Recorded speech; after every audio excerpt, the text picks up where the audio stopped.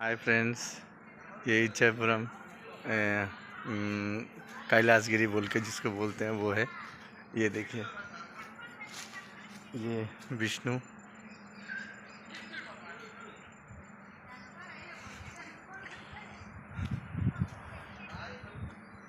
इनका अच्छा से बनाया गया है। विष्णु का ये मंदिर,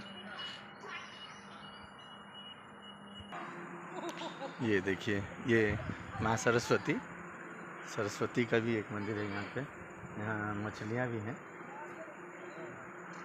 माँ सरस्वती।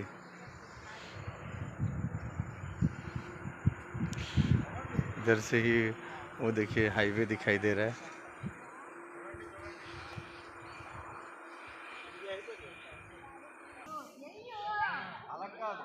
यहाँ बैठने के भी चेयर्स हैं।